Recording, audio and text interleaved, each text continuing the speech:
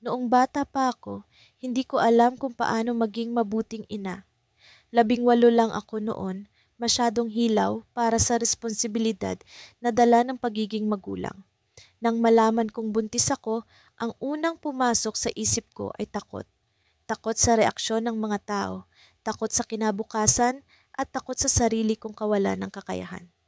Ngunit higit sa lahat, takot sa kung paano ko bibigyan ng magandang buhay ang batang wala pang kasalanan sa mundo. Ang pangalan niya ay Angelo. Isinilang ko siya sa isang maliit na ospital sa probinsya.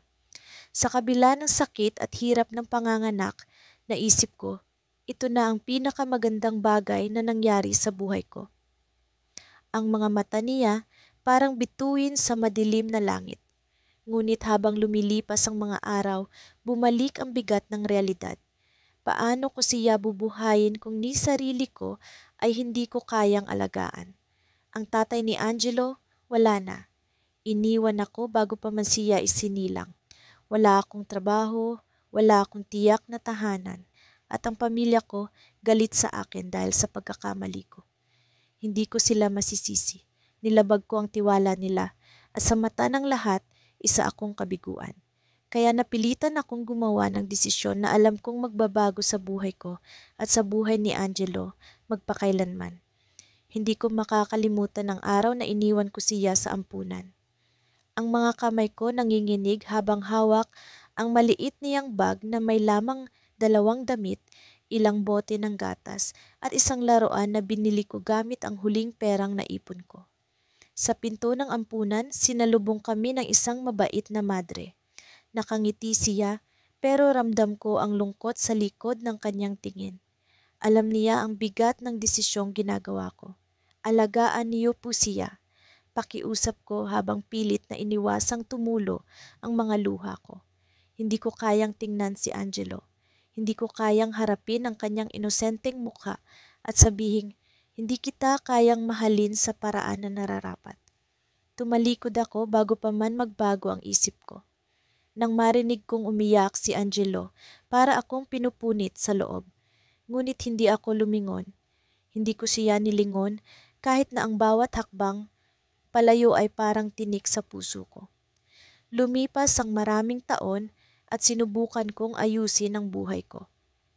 Nagtrabaho ako bilang waitress tapos bilang cashier hanggang sa makahanap ako ng trabaho sa isang opisina. Pinilit kong magpakabuti, mag-ipon at mag-aral ng gabi para makapagtapos ng kolehiyo. Sa wakas, naging assistant ako sa isang malaking kumpanya. Ang tagumpay na iyon, bagamat maliit, ay nagbigay sa akin ng pag-asa. Sa kabila ng lahat ng hirap, may bahagi ng puso ko ang hindi matahimik. Hindi ko makalimutan si Angelo. Hindi ko makalimutan ang araw na iniwan ko siya. Sa loob ng 18 taon, pinagdasal ko na sana ay nasa mabuti siyang kalagayan. Pinilit kong huwag siyang hanapin, iniisip na baka mas maganda ang buhay niya kung wala ako. Minsan, iniisip ko kung ano ang hitsura niya ngayon. Nagbago kaya ang kulay ng kanyang buhok? Paano kaya ang nangiti niya? Pero hindi ko kayang harapin ang posibilidad na galit siya sa akin, na baka hindi niya ako matanggap kahit kailan. Isang araw, dumating ang balita na ang aming kumpanya ay magkakaroon ng bagong CEO. Lahat kami sa opisina ay kinakabahan. Ang sabi, bata pa raw ang bagong boss. Ambisyoso, matalino, at may kakaibang estilo ng pamumuno. Naisip ko, siguro anak ng mayaman. Siguro isa na namang boss na hindi marunong makaintindi sa hirap ng mga empleyado. Ngunit hindi ko inaasahan kung paano magbabago ang buhay ko ng araw na iyon. Sa unang meeting namin, lahat kami nakaupo sa conference room. Tahimik ang paligid, halos marinig mo ang tibok ng mga puso namin. Biglang bumukas ang pinto at pumasok ang isang binatang lalaki, matikas, magalang, at may presensya na punong-puno ng kumpiyansa. Nang magsalita siya, parang tumigil ang mundo ko. Ang boses niya pamilyar, ang mga mata niya parang bituin sa madilim na langit. Magandang umaga sa inyong lahat, sabi niya. Ako si Angelo o ako ang bagong CEO ng kumpanya. Halos malaglag ang puso ko sa sahig. Angelo, ang pangalan niya, hindi ako pwedeng magkamali. Siya ang anak ko. Siya ang iniwan ko 18 taon na ang nakalipas. Hindi ko alam ang gagawin ko. Tumitig siya sa akin saglit, pero walang bakas ng pagkilala sa kanyang mukha. Ngunit sa loob-loob ko, alam kong siya iyon. Alam kong siya ang anak na iniwan ko sa ampunan. Hindi ko alam kung paano ko itatago ang takot, pagkabigla at guilt na bumalot sa akin. Ngunit ang mas nakakatakot, ang tanong na hindi ko kayang sagutin. Alam ba niya kung sino ako? Pagpasok ko sa opisina, ramdam ko ang bigat ng hangin. Tila bawat hakbang ko'y dinadala ako sa isang eksena na hindi ko pa handang harapin. Nakasuot ako ng simpleng blusa at palda, pero pakiramdam ko'y para akong hubad sa harap ng mundo. Ang pangalan niya ang nasa pintuan. Isang pangalang matagal ko nang tinakasan, ngunit ngayon ay bumabalik upang ipaalala ang mga kasalanang hindi ko maitatanggi. Maghintay ka muna rito, ma'am, sabi ng sekretarya niya, isang babaeng nakaayos na tila perpekto ang bawat hibla ng buhok. Tumango ako, ngunit sa loob-loob ko'y parang gusto kong tumakbo. Pinilit kong kalmahin ang sarili habang nakaupo sa sofa. Ang mga daliri ko'y nanginginig, kaya't pinilit kong ilapat ang mga ito sa tuhod upang magpanggap na normal. Hindi ko kailanman inakalang mangyayari ito. Sino ba naman ang mag-aakala na ang anak na iniwan ko noon sa orphanage ay magiging boss ko ngayon? Isang ironya na hindi ko maipaliwanag. Ngunit narito ako, lumalapit sa kanya para sa isang trabaho, desperado, humihingi ng pagkakataong makabangon. Nang bumukas ang pintuan ng opisina, halos bumagsak ang puso ko sa kaba. Nandoon siya, nakaupo sa likod ng isang malaking mesa. Ang ilaw mula sa bintana ay tumama sa kanyang mukha at sa isang iglap, nakita ko ang mga mata niya, mga matang hindi ko malilimutan. Mga matang dati puno ng inosenteng tanong, ngunit ngayon ay puno ng lakas. Magandang umaga, bati niya, malamig ang boses. Tumayo ako, pilit pinipigilan ang panginginig ng tuhod. Magandang umaga rin, sagot ko, halos pabulong. Iniabot ko ang resume ko, ngunit hindi niya ito kinuha. Sa halip, tumitig siya sa akin. Malalim, direkta. Parang hinuhukay niya ang mga lihim na pilit kong ibinaon. Hindi kita inaasahang makikilala dito, sabi niya sa wakas, pero narito ka. Hindi ko alam kung ano ang isasagot. Alam ko kung sino siya, pero hindi ko alam kung alam niya kung sino ako. Ang pangalan ko noon ay iba. Binago ko ito pagkatapos kong iwan siya. Isa iyon sa mga paraang ginamit ko upang takasan ang kahihiyan at sakit ng nakaraan. Salamat sa pag-aalok ng panayam, sabi ko, pilit na tinitibayan ng boses. Kailangan ko ng trabaho at narinig kong maganda ang kumpanya ninyo. Ngumiti siya, pero hindi iyon ang uri ng nangiti na nagpapagaan ng loob. Ito'y may halong kuryosidad at galit, bagamat kontrolado. Tumayo siya mula sa kanyang upuan at lumapit sa akin. Ang presensya niya ay parang alon, malakas, hindi maiiwasan. Alam mo ba kung bakit kita tinanggap para sa panayam na ito? Tanong niya, diretso ang mga mata sa akin. Hindi ko alam kung ano ang isasagot, kaya't tumango lang ako, kahit hindi sigurado, dahil kilala kita. Halos matumba ako sa mga salitang iyon. Hindi pwedeng totoo, hindi niya ako pwedeng makilala. Napakaraming taon ang lumipas, napakaraming pagbabago ang ginawa ko. Paano niya malalaman? Pasensya na, hindi ko alam ang ibig ninyong sabihin, sagot ko, pilit na pinapanatili ang tono ng boses ko. Ngunit ngumiti siya muli, mas matalas ngayon, halos parang nananadya. Alam kong ikaw ang babaeng iniwan ako sa orphanage. Ikaw ang nanay ko. Sa mga sandaling iyon, parang huminto ang mundo. Ang tunog ng air conditioning, ang tahimik na paggalaw ng mga tao sa labas ng pintuan, lahat ng iyon ay nawala. Tanging ang tibok ng puso ko ang naririnig ko. Mabilis, malakas, parang sasabog. Hindi ko alam ang Sinubukan kong magsinungaling, ngunit pinutol niya ako. Huwag kang magpanggap. Nakilala kita mula pa noong ipinadala ang resume mo. Ang pangalan mo, ang mukha mo, hindi ako maaaring magkamali. Tumigil siya, parang sinusuri ang reaksyon ko, at inaasahan kong aaminin mo. Hindi ko alam kung paano siya haharapin. Ang mga mata niya ay puno ng galit, ngunit sa ilalim nito ay may halong sakit. Sakit na ako ang dahilan. Sa loob ng maraming taon, sinubukan kong kalimutan ang ginawa ko. Sinubukan kong kumbisihin ang sarili ko na ginawa ko iyon para sa ikabubuti namin pareho. Ngunit ngayon, narito siya humihingi ng mga sagot na wala akong kakayahang ibigay. Isang tanong lang, sabi niya, mas malambot ang tono ngunit mas mabigat ang epekto. Bakit mo ako iniwan?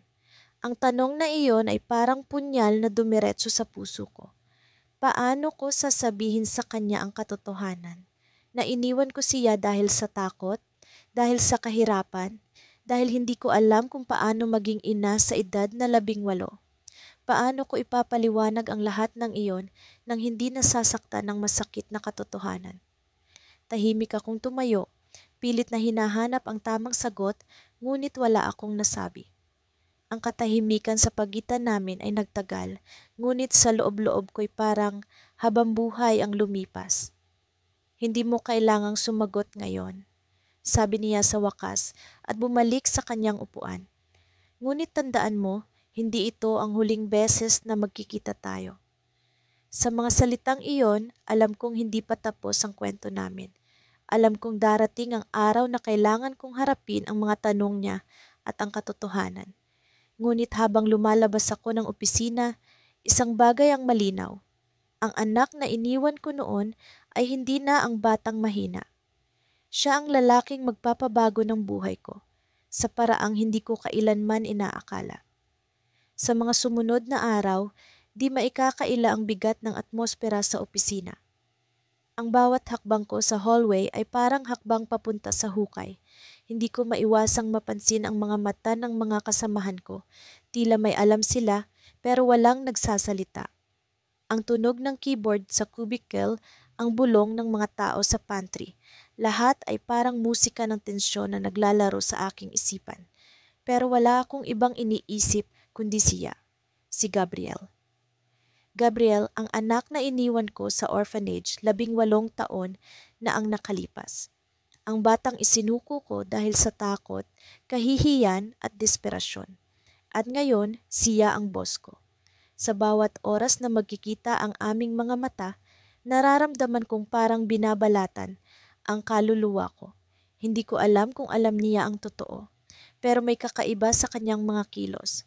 Parang may tanong sa likod ng bawat utos na binibigay niya sa akin. Parang may hinahanap siya sa akin na hindi ko mabigyan ng sagot. Isang araw, pinatawag niya ako sa kanyang opisina. Naglakad ako patungo roon na ang mga binti ko'y tila bakal sa bigat. Sa loob, tahimik ang lahat maliban sa tunog ng wall clock. Nakaupo siya sa harap ng kanyang desk, seryoso ang ekspresyon sa mukha. Maupo ka, sabi niya, malamig ngunit hindi bastos. Sumunod ako, pinipilit ang sarili kong huwag magpakita ng labis na nerbiyos. Narinig ko ang tungkol sa iyong performance dito sa kumpanya. Simula niya, diretso ang tono. Magaling ka, may potensyal. Tumango ako, pilit nang ngumingiti, pero ang bawat salitang lumalabas sa kanyang bibig ay parang suntok sa puso ko. Potensyal? Magaling? Ang mga papuring iyon ay parang lason. Hindi ko maiwasang mag-isip kung alam lang niya kung sino ako. Pagkatapos ng ilang minuto ng pag-uusap tungkol sa trabaho, bigla niyang tinanong, may pamilya ka ba? Napatingin ako sa kanya, bahagyang nabigla, pero nagsinungaling ako. Wala po, sagot ko. Mag-isa lang ako. Tumango siya, pero may kakaibang ekspresyon sa kanyang muka. Parang may hinahanap siya na hindi niya makita. Habang nag-uusap kami, napansin ko ang isang litrato sa kanyang desk. Isang larawang pangbata, marahil 5 taong gulang siya roon. Napansin ko ang mga mata ng bata sa litrato, pareho ng mata ni Gabriel ngayon. parang sinaksak ang puso ko. Hindi ko maiwasang magtanong, alam ba niya? Alam ba niyang ako ang ina niyang nagtaksil sa kanya, ang babaeng nag-iwan sa kanya sa madilim na silid ng orphanage? Lumipas ang ilang araw, pilit kong iniiwasan ang direktang pakikitungo sa kanya. Pero tila sinasadya niyang lagi kaming magtagpo. Sa bawat pagkakataong magkausap kami, nararamdaman ko ang lalong pagbigat ng tensyon. Hanggang sa dumating ang gabi ng isang corporate event. Formal ang lahat, nakasuot ako ng simpleng damit pero ang pakiramdam ko'y parang hubad ako sa harap ng mga tao. Habang nasa event, lumapit si Gabriel sa akin. Hindi ko inaasahan iyon. May hawak siyang baso ng alak pero hindi lasing ang kanyang kilos. Sumama ka sa akin sa labat, sabi niya. Napatingin ako sa kanya, tila nagtataka, pero sumunod ako. Naglakad kami palabas ng venue, patungo sa isang tahimik na bahagi ng hardin.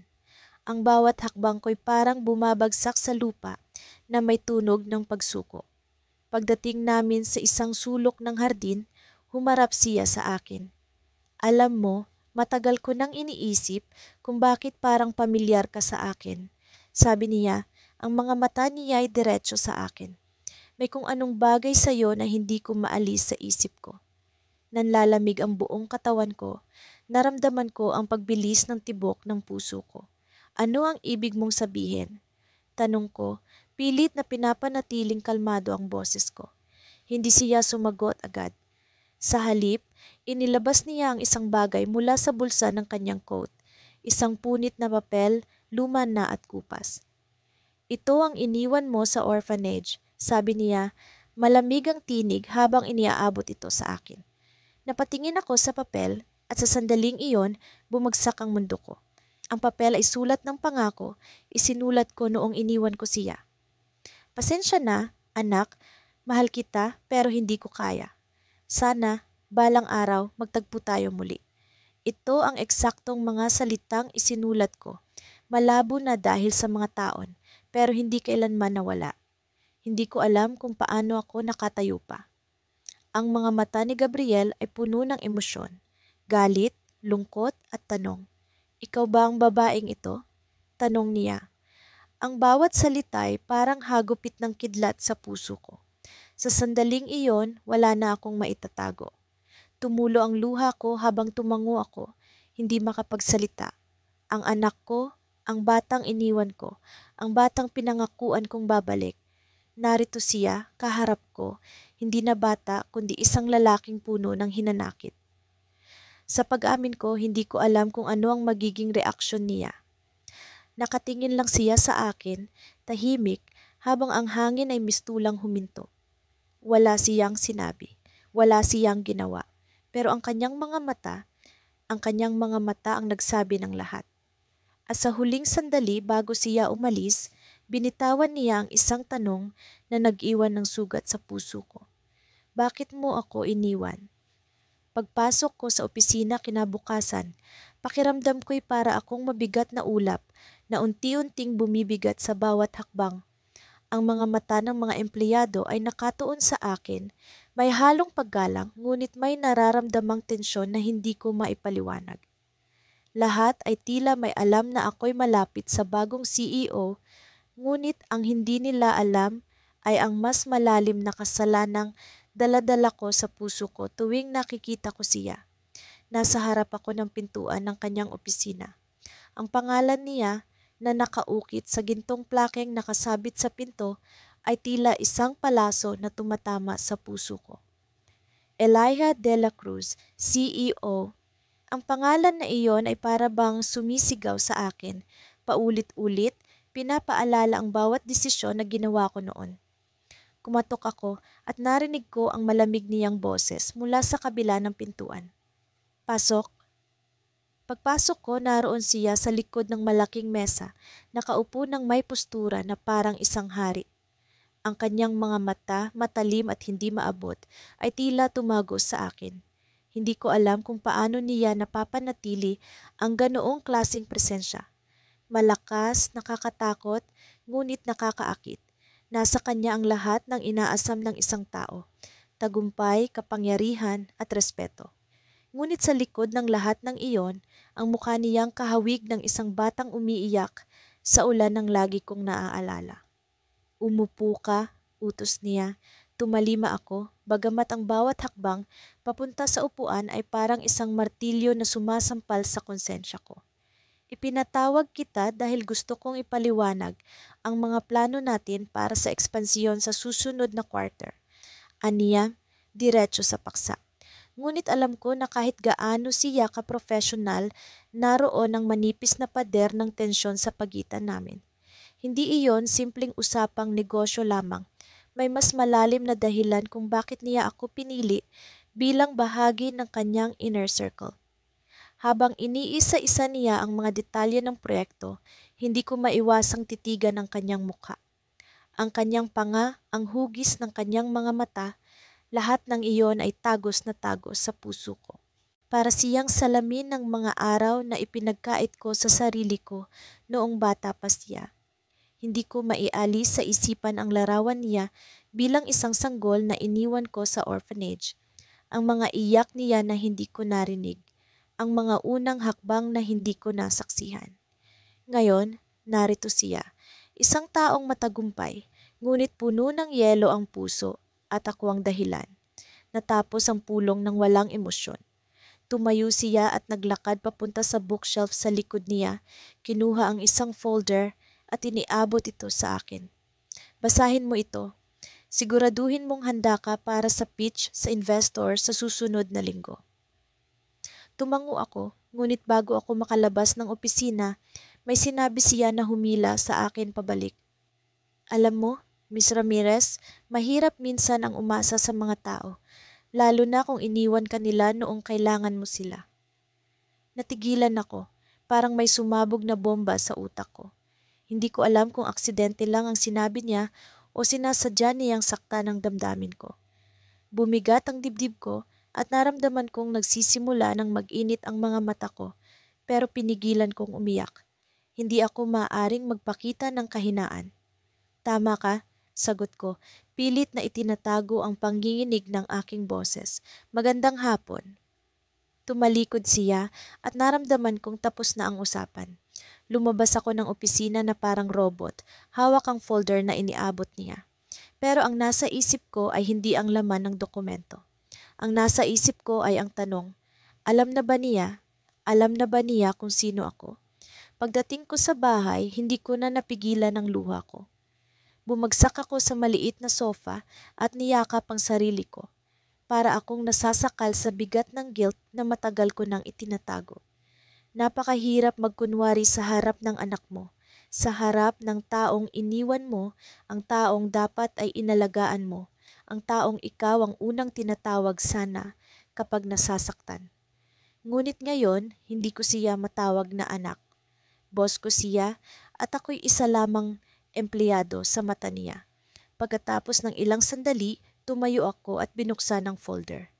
Habang binabasa ko ang mga detalye ng proyekto, may napansin akong nakasulat sa isang sulok ng papel. Halos hindi makita sa unang tingin pero malinaw ang mensahe. Ang mga sugat ng nakaraan ay hindi basta-basta nawawala.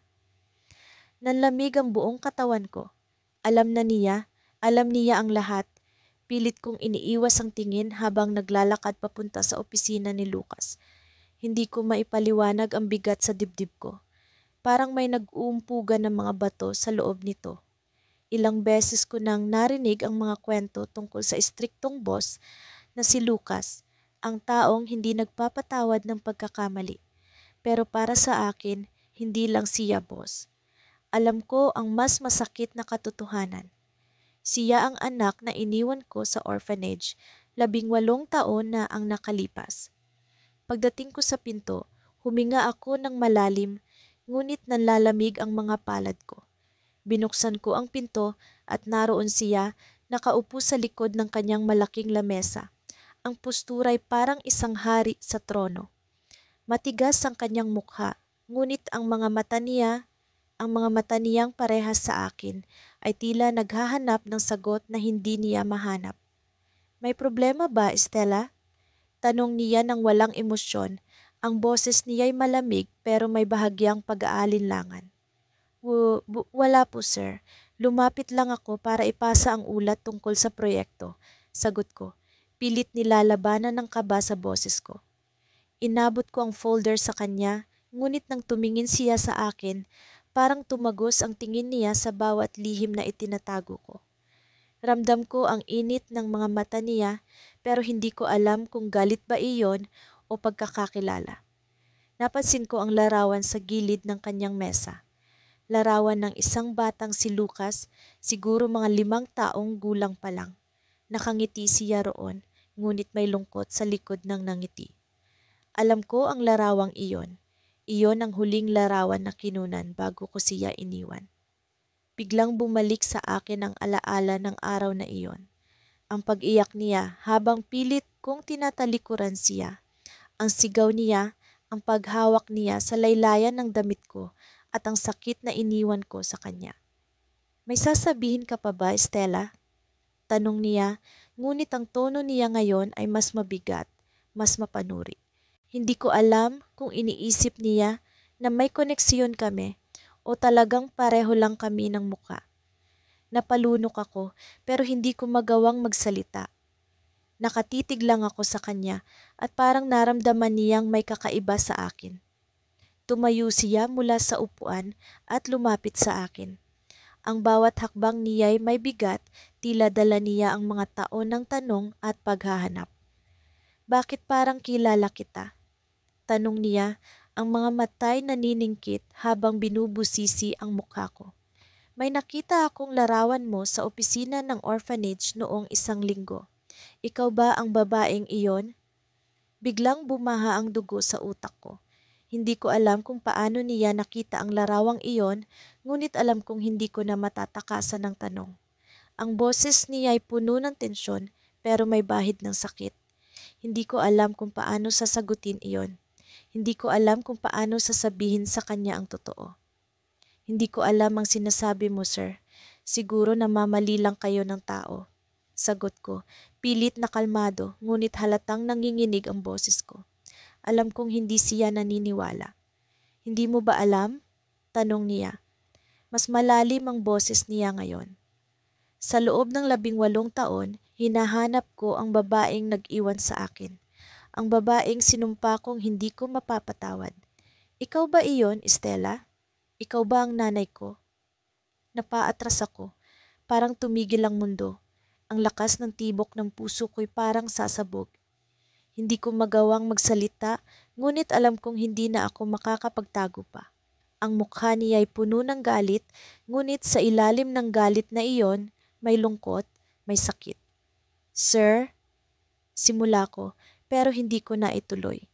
Pinilit kong kalmahin ang sarili ko, pero ang mga mata niya ay nagbabanta, naghihintay ng sagot.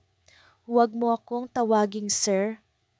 Sagutin mo ako, ikaw ba ang nanay ko? Sigaw niya at ramdam ko ang panginginig ng kanyang boses, ang tensyon sa pagitan naming dalawa. Ang mga salita niyang iyon ay parang punyal na tumama sa puso ko.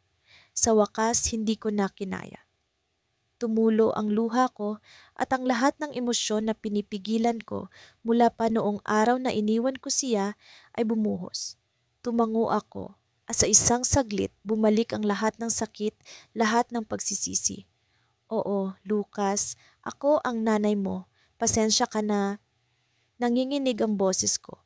Pero bago ko pa maituloy ang paliwanag, bigla niyang ibinagsak ang mga kamay sa mesa.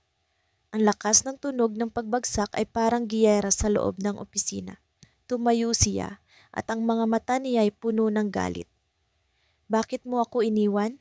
Tanong niya, ang bawat salita ay mabigat, puno ng sakit.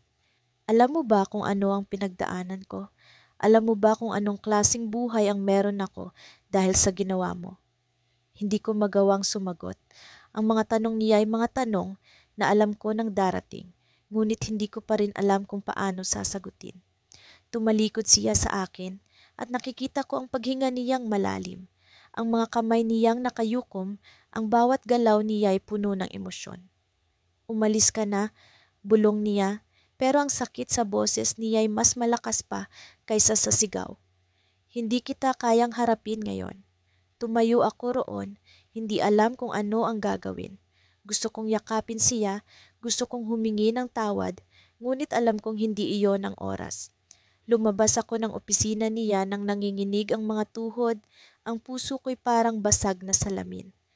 Pero bago ko tuluyang maisara ang pinto, narinig ko ang huling tanong na binitiwan niya, isang bagay na nagpabago sa lahat.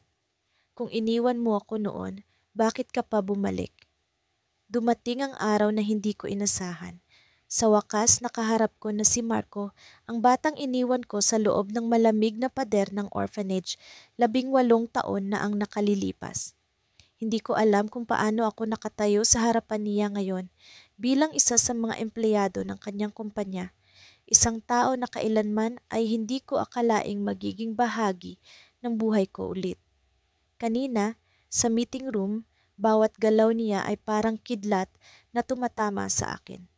Ang kanyang boses, matatag at puno ng awtoridad, ay nagbigay ng kakaibang kirot sa puso ko. Hindi ko maitanggi, ang anak ko ay naging isang matagumpay na lalaki, isang boss na tinitingala ng lahat. Nakaupo siya sa dulo ng mahaba at makintab na lamesa, hawak ang isang folder habang nagbabasa ng mga ulat. Ang kanyang mga mata ay tila malamig, ngunit sa likod nito ay naroon ang isang bagay na kilala ko. Ang parehong tingin na minsan ay humingi ng kalinga mula sa akin. Hindi ko magawang magsalita. Paano ko sasabihin sa kanya na ang babaeng kaharap niya, ang babae na nagtatrabaho sa ilalim ng kanyang pamumuno, ay ang parehong babaeng tumalikod sa kanya? Paano ko siya titingnan sa mata nang hindi bumabaha ang guilt sa aking kaluluwa? Natapos ang meeting at lahat ay nagsimula ng magligpit. Ako ang huling lumabas ng silid, ngunit bago pa man ako makalayo, narinig ko ang boses niya. Miss Rivera, sandali. Tumigil ang puso ko. Tumalikod ako at hinarap siya. Ang mukha niya ay seryoso, walang bakas ng emosyon. May gusto akong ipagawa sa'yo. Sabi niya, diretso ang tingin. Importante ito, kaya sana huwag mong ipagpaliban. Tumangulang ako, hindi makapagsalita. Ibinigay niya sa akin ang isang makapal na folder. Basahin mo ito. Bukas, gusto kong marinig ang mga insights mo. Oo, sir, sagot ko. Pilit na pinapatatag ang tinig ko. Umalis siya nang hindi man lang tumingin ulit sa akin. Parang may pader sa pagitan namin. Isang pader na ako mismo ang gumawa. Sa bahay, binuksan ko ang folder. Mga dokumento, ulat at proyekto ang laman nito. Ngunit sa pagitan ng mga papel ay may isang bagay na hindi ko inaasahan. Isang lumang litrato. Napahinto ako. Sa larawan makikita ang isang batang lalaki, marungis ang damit ngunit may ngiti sa labi. Sa likod ng litrato ay may nakasulat, Marco, edad 7. Parang may sumabog na bomba sa dibdib ko. Alam kong siya iyon, ang anak kong iniwan ko. Ngunit bakit nasa folder niya ang larawang iyon? Bakit niya ito inilagay sa dokumentong iniabot niya sa akin? Alam ba niya ang totoo? Alam ba niyang ako ang ina niyang tumalikod sa kanya? Hindi ko alam kung anong gagawin. Ang litrato ay parang sumisigaw ng pagsisisi. Bumalik ang mga alaala ng araw na iniwan ko siya. Ang kanyang iyak, ang paghawak niya sa damit ko, ang pakiusap niyang huwag ko siyang iwan. Pero iniwan ko siya. Iniwan ko siya dahil takot ako, dahil wala akong lakas na maging ina noong panahong iyon. At ngayon, narito ako, kinakaharap ang bunga ng aking pagkakamali. Kinabukasan, maaga akong pumasok sa opisina.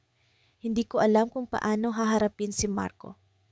Sa bawat hakbang ko papunta sa kanyang opisina, parang may mga anino ng nakaraan na sumusunod sa akin. Nang pumasok ako sa silid, naroon siya. Nakaupo sa kanyang mesa, abala sa laptop. Tumingin siya sa akin ng saglit, ngunit hindi nagbago ang ekspresyon ng mukha niya. Umupo ka, sabi niya, malamig ang tono. Sumunod ako, hawak ang folder sa kamay ko. Nabasa mo ba lahat? Tanong niya. Oh, sir, sagot ko. Ngunit ang totoo, ang atensyon ko ay nasa litrato. Hindi ko alam kung paano sisimulan ang usapan. Ngunit bago pa man ako makapagsalita, tumayo siya at lumapit sa bintana. Tumalikod siya sa akin, nakatingin sa labas. Alam mo ba kung bakit kita pinapunta rito? Tanong niya. Mas mababa ang boses ngayon. Hindi ko alam ang sagot kaya nanatili akong tahimik. Lumapit siya sa mesa, ngunit hindi siya umupo. Sa halip, tumayo siya sa harapan ko, titig na titig. May tanong ako, sabi niya. Kilala mo ba ako? Ang tanong niya ay parang kidlat na tumama sa akin. Hindi ko alam kung paano sasagot. Ang mga kamay ko ay nanginginig at ang puso ko ay parang nasa lalamunan ko. Alam ko na ito na ang sandaling hindi ko maiiwasan. Ngunit bago pa man ako makapagsalita, kinuha niya ang litrato mula sa folder at inilagay sa mesa. Kilala mo ba ang batang ito? Tanong niya ulit, mas matalim ang boses. Hindi ko alam kung paano siya haharapin. Ang mga mata niya ay puno ng tensyon, galit at tanong. Alam ko na hindi ko siya maluloko. Ang bibig ko ay bumukas, ngunit walang lumabas na salita.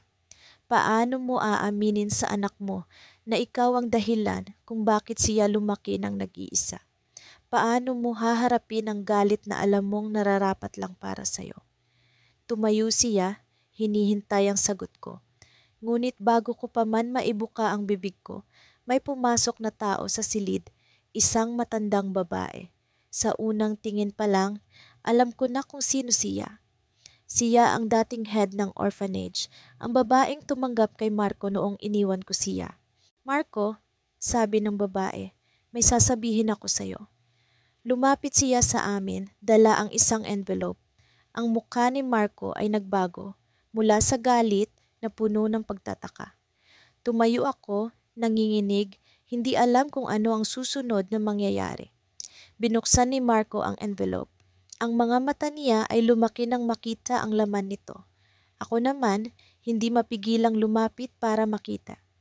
Ang nakasulat doon ay isang bagay na hindi ko inaasahan, isang dokumento na nagpapatunay kung sino ang tunay niyang ina. Tumitig si Marco sa akin, puno ng galit at tanong, ngunit bago siya makapagsalita, umiyak ang matandang babae at sa wakas bumitaw siya sa isang revelasyon. Marco, sabi niya, siya ang ina mo. Nakatitig ako sa kanyang mga mata, ang mga mata na minsan kong iniwasan. Hindi ko siya kayang harapin noon, ang anak na iniwan ko sa orphanage. Ang anak na isinuko ko dahil sa takot, kahihiyan at kawalang kakayahan. Pero ngayon, narito ako, nakatayo sa harap niya, hindi bilang ina kundi bilang isa sa maraming empleyado niya. Siya ang boss at ako ang tauhan. Ma'am, narito na po ang mga dokumento, sabi ko, pilit pinapakalma ang panginginig ng aking boses. Tinanggap niya ang folder mula sa akin nang walang imik, ngunit naramdaman ko ang bigat ng kanyang tingin. Para bang may alam siya, pero hindi niya ito sinasabi. Sa bawat kilos niya, sa bawat galaw ng kanyang mga kamay, naroon ang isang pamilyar na mensahe. Isang tahimik na tanong na hindi ko kayang sagutin.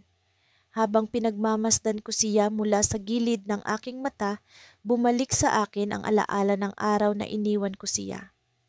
Napakadilim ng panahong iyon sa buhay ko. Mag-isa akong nakatayo sa harap ng pintuan ng orphanage, hawak ang munting basket kung saan siya mahimbing na natutulog. Iniwan ko siya doon, hindi dahil wala akong pagmamahal para sa kanya, kundi dahil sa sobrang pagmamahal ko, inisip kong mas mabuti ang buhay na malayo sa akin. Bawat yapak papalayo ay parang tinutulak ako sa bangin, ngunit itinuloy ko pa rin. Kasama ng ulan, umagos ang aking mga luha. Ngayon, narito siya, isang matagumpay na babae. Sa bawat hakbang niya, ramdam ang lakas, ang determinasyon, ang pagkatao niyang buo. Pero sa ilalim ng lahat ng iyon, may tanong ako sa sarili, alam kaya niya? Nararamdaman kaya niya kung sino ako? Sa bawat araw na magkasama kami sa opisina, parang unti-unti akong kinakain ng konsensya. Gusto kong sumigaw, gusto kong yakapin siya, gusto kong ipaliwanag kung bakit ko siya iniwan. Pero paano? Paano ko sisimulan? Gusto ko kayong makausap, Sandra. Biglang sabi niya at parang nagyelo ang mundo ko. Hindi ko alam kung bakit, pero naramdaman kong may kakaiba sa tono ng kanyang boses. Tumango ako, pilit pinapakalma ang tibok ng puso ko. Sumunod ako sa kanya papunta sa conference room. Tahimik ang buong opisina at bawat hakbang ko ay parang mas lumalapit ako sa isang nakakakilabot na katotohanan.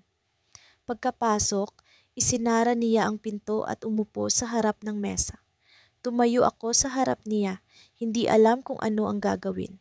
Ang mga kamay ko ay malamig na at ang dibdib ko ay parang sasabog sa kaba. Matagal na kitang pinag-aaralan, sabi niya, diretso ang tingin sa akin. Hindi ko alam kung ano ang ibig niyang sabihin pero sa tono ng kanyang boses alam kong seryoso siya. May mga bagay akong napapansin sa'yo, sa kilos mo, sa mga galaw mo. At may tanong ako na matagal ko nang gustong itanong. Pinilit kong huwag magpakita ng emosyon, ngunit hindi ko mapigilan ang bahagyang pag-alog ng aking mga tuhod. Ano po iyon, ma'am? Tanong ko, pilit pinapanatili ang normal na tono ng aking boses. Lumapit siya sa akin at sa unang pagkakataon, nakita ko ang lambot sa kanyang mga mata. Hindi siya ang istriktong boss na nakilala ko. Sa sandaling iyon, parang may pader na bumagsak sa pagitan namin. Ikaw ba? Ikaw ba ang nanay ko? Napatigil ang mundo ko. Parang may sumabog sa loob ng dibdib ko at ang mga salita niya ay umalingaw-ngaw sa bawat sulok ng aking isipan. Hindi ko alam kung paano siya sumapit sa ganitong tanong pero narito na kami. Wala nang atrasan. Bakit? Bakit niyo po natanong iyan? Sagot ko, pilit na iniwasan ang diretsong pag-amin. Pero alam kong hindi ko siya maloloko. Ang paraan ng kanyang pagtitig sa akin, ang bigat ng kanyang presensya, lahat ng iyon ay nagtutulak sa akin para harapin ang katotohanan. Hindi ko siya maaaring takasan. May mga bagay akong natutunan tungkol sa sarili ko. Sabi niya, mas malumanay ang tono. At may mga litrato na nakita ko. Hindi ko alam kung totoo ang iniisip ko, pero hindi ko na kayang palampasin ito. Kailangan ko ng sagot, Sandra. Ikaw ba ang nanay ko? Tumingin ako sa kanya at sa sandaling iyon, nakita ko ang batang iniwan ko noon. Hindi na siya ang sanggol na nasa basket, ngunit sa likod ng kanyang matapang na panlabas, naroon pa rin ang inosenteng batang naghahanap ng sagot, naghahanap ng pagmamahal, ng pagkilala. Hindi ko na kayang magsinungaling. Tumulo ang luha ko at sa wakas binitiwan ko ang mga salitang matagal ko nang kinikimkim. Oh, sabi ko halos pabulong. Ako ang nanay mo. Nakita ko ang pagbabago sa kanyang mukha. Ang gulat, ang galit, ang sakit. Tumayo siya at parang gusto niyang lumayo sa akin.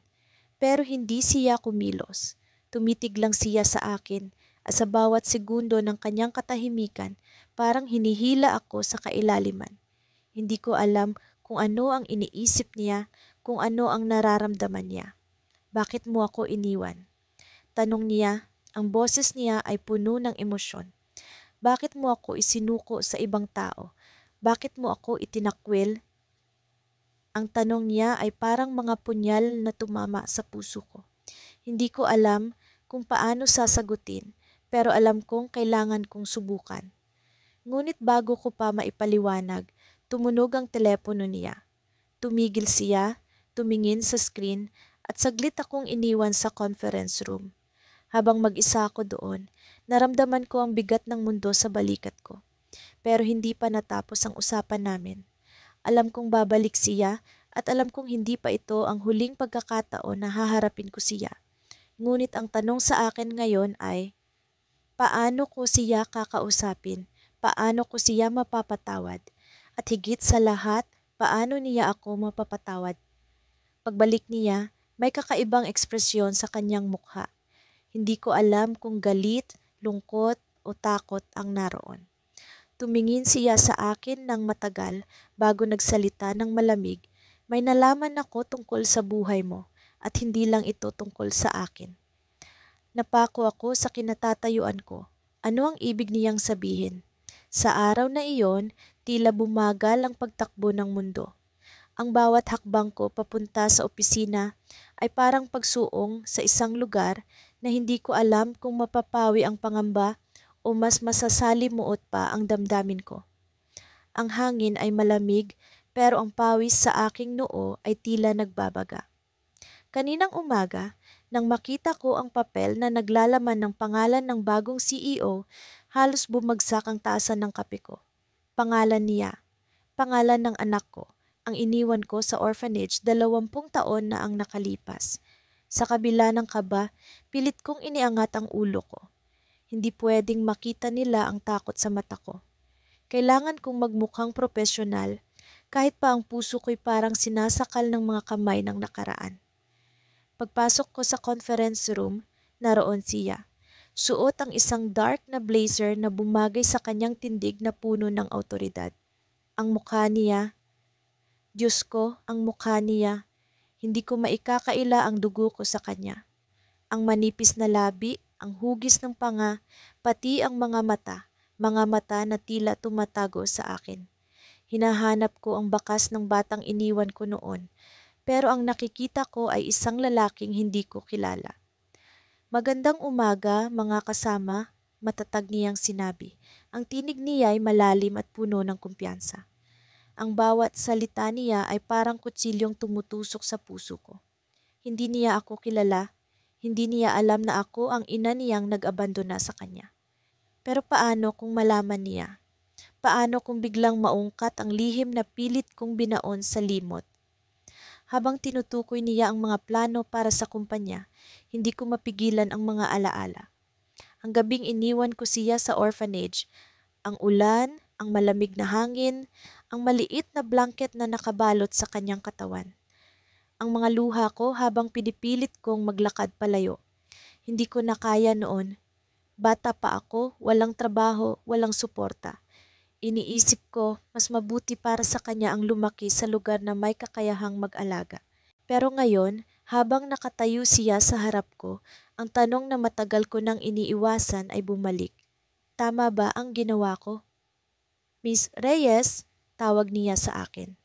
Ang tunog ng apelyido ko sa kanyang bibig ay parang kidlat na tumama sa akin.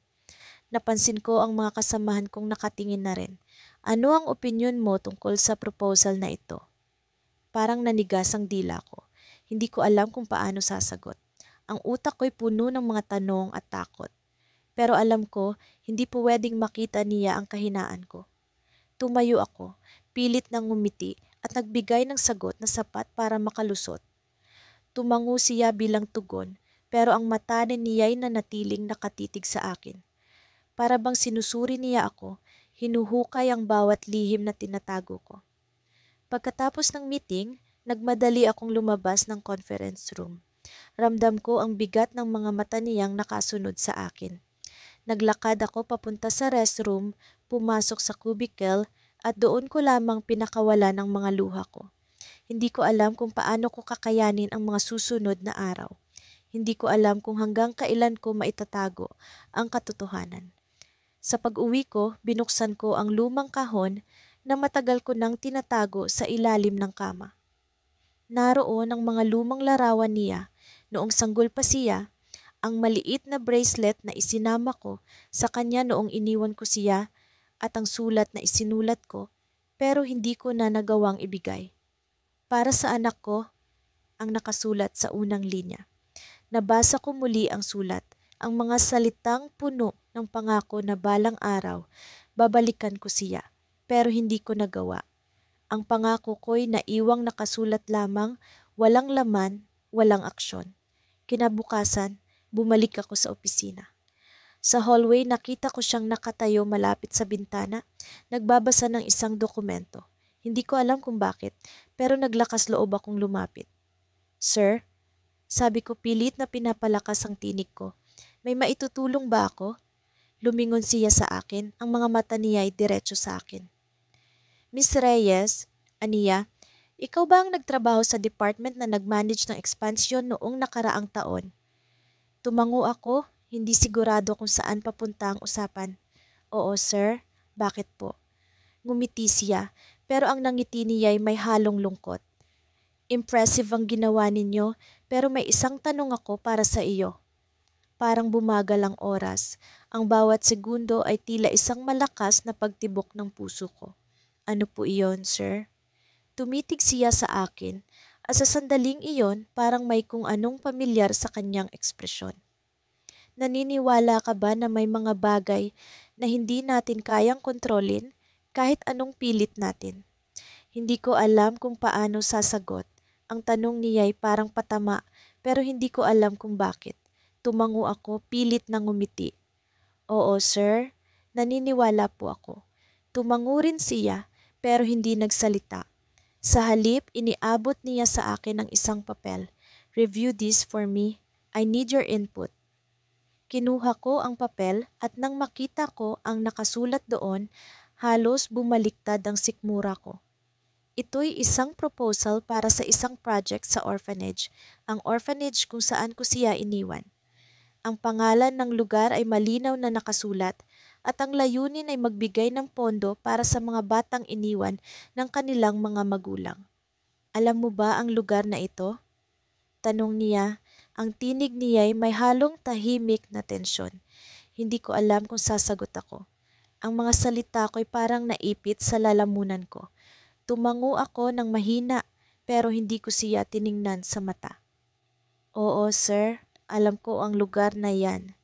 Ngumiti siya pero ang ngiti niya ay may halong misteryo. Magandang malaman yan kasi may personal akong koneksyon diyan. Tumalikod siya at naglakad palayo. Iniwan akong nakatayo roon, hawak ang papel na tila naglalaman ng lahat ng bigat ng mundo.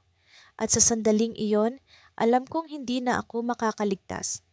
Nagulat ako nang bumukas ang pintuan ng opisina. Sa likod nito ay tumayo ang isang pamilyar, ngunit hindi maipaliwanag na figura. Nakasuot siya ng makisig na suit, ang postura niya ay puno ng kumpiyansa, parang hindi ko kayang abutin. Pero ang mga mata niya, ang hugis ng mukha, ang paraan ng pagnangiti niya, alam ko ang bawat detalye. Siya ang anak na iniwan ko 18 taon na ang nakalipas. Magandang araw, Miss Rivera, bati niya, malamig ngunit propesyonal ang tono. Ang pangalan ko'y parang laso na lumalabas sa kanyang bibig. Gusto kong magsalita, magtanong, magpaliwanag, pero ang dila ko'y tila natuyot. Hindi ko alam kung paano haharapin ang katotohanan na ang anak kong iniwan, ang batang ipinagkait ko sa sarili ko, ang batang iniwang umiiyak sa loob ng orphanage, ay ngayon ang boss ko. Kahit paano ko pilitin ang sarili kong kumalma, ramdam ko ang panginginig ng mga kamay ko. Ang hangin sa loob ng silid ay parang nagbago. Biglang bumigat, biglang bumagal. Nakatingin siya sa akin na parang sinusukat ang bawat kilos ko. Wala akong lakas para tumitig pabalik. Napapikit ako saglit, umaasang magising sa isang panaginip. Pero hindi ito panaginip. Katotohanan ito. Ang anak ko, si Angelo, ang batang isinuko ko sa kahirapan, ay nandito, nakaharap sa akin, at hindi ko alam kung paano ako tatanggapin. Salamat sa pagpunta sa meeting na ito, patuloy niya habang binubuksan ang mga dokumento sa harap niya. May mga plano akong nais ipaabot sa bagong team. Bilang bahagi ng marketing department, ikaw ang magiging responsable sa mas malaking bahagi ng proyekto. Tumango lamang ako, pilit iniintindi ang bawat salitang sinasabi niya, ngunit ang utak ko'y magulo. Hindi ko maalis ang tingin sa kanyang mga kamay, malinis ang mga kuko, malalakas ang daliri. Noong huli ko siyang nakita, ang mga kamay niyang maliit ay nakayakap sa leeg ko. Umiiyak, nagmamakaawa. Mama, huwag mo akong iwan. Ang sigaw niya noon ay parang sirang plaka sa isipan ko. At ngayon, ang tawag niya sa akin ay Miss Rivera. Wala nang init, wala nang pagmamahal. Angelo, bulong ko, halos hindi ko marinig ang sarili kong boses. Biglang tumigil siya sa pagsasalita. Tumaas ang kilay niya, tila nagulat, ngunit agad ding nagbalik ang poker face. Pasensya ka na, pero mas prefer kong tawagin mo akong Mr. De La Cruz sa opisina. Ang mga salitang iyon ay parang kutsilyong tumarak sa puso ko. Hindi ko alam kung paano ito tatanggapin. Wala siyang galit sa tono niya, pero ang distansya ay malinaw. Nangyari na ang kinatatakutan ko, hindi na niya ako kinikilala bilang ina. Para sa kanya, isa lamang akong empleyado sa kumpanya niya. Isa lamang akong estranghero. Sinubukan kong magpigil ng luha. Hindi ko pwedeng ipakita ang kahinaan ko sa harap niya. Hindi ko pwedeng sirain ang professional na relasyon namin. Pero ang tanong na matagal ko nang kinikimkim sa loob ng puso ko ay parang bulkan na gustong sumabog. Kailangan kong malaman. Kailangan kong itanong. Angelo, ulit ko, mas malakas na ngayon. Hindi ko na ininda ang malamig niyang titig. Alam mo bang ako ang... Hindi ko natapos ang tanong. Tumayo siya bigla mula sa upuan. Ang mga matay hindi maipaliwanag kung galit o pagod. Miss Rivera, natapos na ang meeting. Kung may tanong ka tungkol sa proyekto, pwede mong idaan sa email. Sabi niya, formal ngunit may bigat ang tono. Dumiretso siya sa pintuan, binuksan ito at tumingin sa akin muli. At isa pa, huwag mo nang banggitin ang pangalan ko ng ganoon. Hindi kita kilala. Parang tumigil ang mundo ko. Ang huli niyang sinabi ay sumugat sa akin ng mas malalim kaysa sa inaasahan ko. Hindi niya ako kilala. Hindi niya ako ina. Hindi niya ako mahal. Tumayo ako, pilit pinanghahawakan ang dignidad ko. Kahit pa parang gusto kong bumagsak sa sahig at umiyak. Lumabas ako ng opisina na parang robot, walang direksyon, walang emosyon. Ang mga kasamahan ko sa trabaho ay nakatingin sa akin pero wala akong pakialam. Gusto kong sumigaw, gusto kong magsisi. Gusto kong bumalik sa nakaraan at baguhin ang lahat. Pero hindi ko na mababago ang nakaraan. Pagdating ko sa elevator, sinandal ko ang ulo ko sa malamig na bakal. Huminga ako ng malalim, pilit nilulunok ang sakit na nararamdaman ko. Pero bago sumara ang pinto, isang kamay ang pumigil dito. Muling bumukas ang elevator at naroon siya, si Angelo o si Mr. De La Cruz. May isang bagay akong gustong itanong, sabi niya, mas mababa ang boses, mas malamig ang tono. Noong iniwan mo ako, ano ang dahilan mo? Hindi ko kailangang marinig ang kasinungalingan. Gusto ko lang malaman ang totoo. Hindi ko alam kung paano sasagutin ang tanong niya. Ang bibig ko'y bumukas pero walang salitang lumabas. Ang elevator ay nanatiling bukas pero ang puso ko'y tila isinara na ng tuluyan.